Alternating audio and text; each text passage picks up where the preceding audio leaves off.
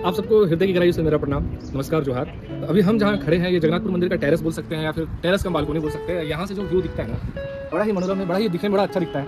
तो हम इसका बात नहीं करेंगे, ये तो आप देखिएगा ही। हम बात करेंगे ना इस मंदिर का निर्माण, इस मंदिर का इतिहास और इस मंदिर का निर्माण कब हुआ, कौन किया, कैसे किया। तो बात है 17वीं शताब्दी की, इंग्लिश में 17th सेंचुरी की। तो उस समय अभी जहाँ हम खड़े हैं इस पूरे एरिया को बोला जाता था बड़कागढ़। बड़कागढ़ था यार, बड़कागढ़ के नाम से, बड़कागढ़ के नाम से जाना जाता था। और उस समय नागवंशी राजा थे डॉक्टर।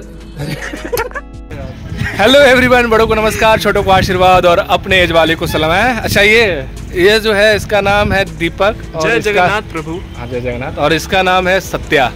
तो हम लोग ऐसे आए हैं शूट पे, लेकिन शूट पे आए तो सोचे कि वो ब्लॉग भी शूट कर लेते हैं मंदिर का भी। तो ज़्यादा देर नहीं करेंगे, चलिए दिखाते हैं आपको मंदिर। Let's go. अगर आप जगन्नाथपुर आना चाहते हैं, जगन्नाथपुर भगवान का दर्शन करना चाहते हैं, तो अगर आप पिस्का मोड़ से आ रहे हैं तो आपको आना होगा ललगुटुआ तालाब। ललगुटुआ तालाब से ऑटो पकड़िए और सीधे आपको योगदा कॉलेज के पास उतारेगा। वहाँ से आप आराम से पैदल जा सकते हैं। अगर आप आ रहे हैं विरसा चौक के साइड से, तो विरसा चौक में तो आप आइएगा ही, और वहाँ से शहीद मैदान आइए। शहीद मैदान से ऑटो लीजिए और ऑटो सीधे आपको उतार देगा मंदिर के पास। तो ज़्यादा देर नहीं करते हैं, आपको लिए चलते हैं इसके इतिहास के बारे में।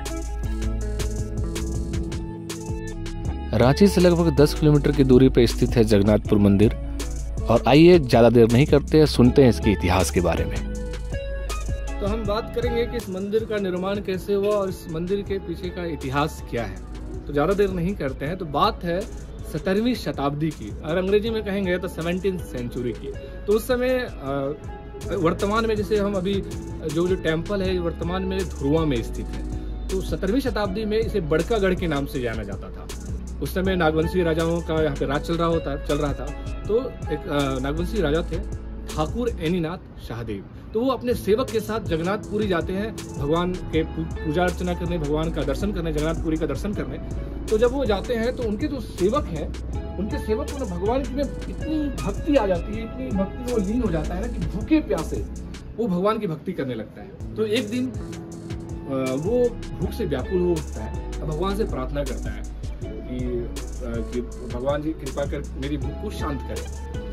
तो भगवान जो भोग की थाली उसके सामने रखते हैं, वो भोग की थाली से भोग उठाता है, भोजन उठाता है और वो करके वो रात को सो जाता है। अभी ये जो कहानी है ना, वो अपने राजा को बताता है।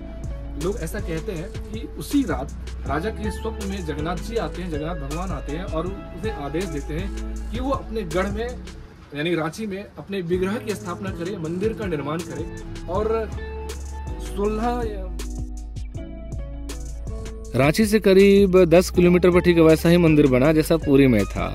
और तभी से उड़ीसा के जगन्नाथपुर के तर्ज पर आषाढ़ शुक्ल पक्ष के द्वितीय तिथि को रथ यात्रा का शुरुआत हो गया।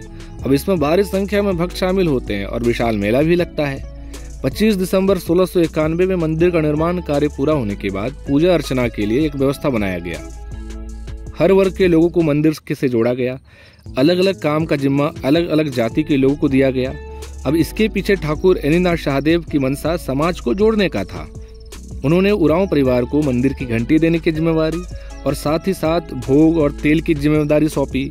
मंदिर पर झंडा फहराने, पगड़ी देने और वार्षिक पूजा की व्यवस्था के लिए मुंडा परिवार के लोगों को कहा गया। राजवाड़ और अहिर जाति के लोगों को भगवान जगन्नाथ को मुख्य मंदिर से गर्भगृह तक लाने की जिम्मेदारी दी गई। वहीं बढ़ई परिवार को रंग रोगन, लोहरा परिवार को रथ मरम्मती का कार्य सौंपा गया। कुम्हार परिवार को मिट्टी के बर्तन उपलब्ध कराने के लिए कहा गया।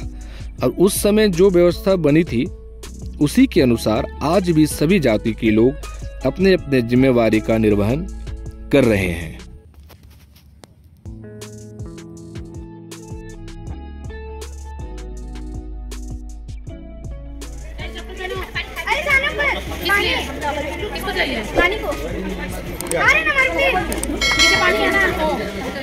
जय जगन्नाथ।